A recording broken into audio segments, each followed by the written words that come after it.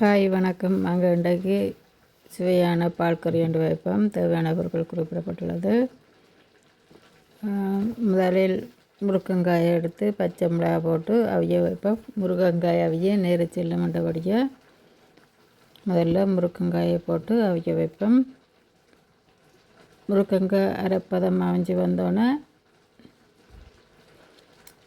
கேரட்டையும் கத்திரிக்காயும் போட்டு அதுக்கு தேவையான அளவு உப்பையும் சேர்த்து மூடி அவிய வைப்போம்.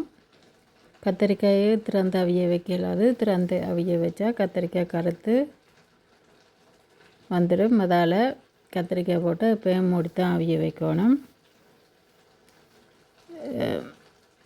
மூன்று நன்றாக அவிந்த பிறகு தேவையான கறிப்பாலை விட்டு நாங்கள் அடுப்பை குறைச்சி மெல்லிய சூட்டில் விட்டுட்டு அங்கால சட்டியில் ஒரு சட்டியில் வெங்காயம் பச்சை மிளகாய் உள்ளி போட்டு தாளிப்போம். சோம்பு வெந்தயம் எல்லாம் சேர்த்து பொன்னிறமாக தாளி விட்டோன்னே பால் கறிக்கு சேர்ப்போம்.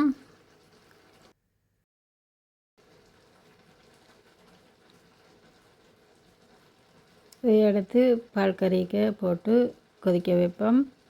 தாளித்தது ஒரு கொதி பால் கறிக்கு கொதிச்சா தான் அந்த வெங்காயம் தாளித்ததுன்ற வாசம் வந்து அந்த சொதியில் சேரும்.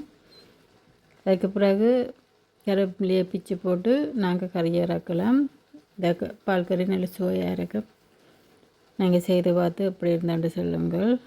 நன்றி, வணக்கம். மீண்டும் ஒரு வீடியோவில் உங்களை சந்திப்போம். பாய் பாய்.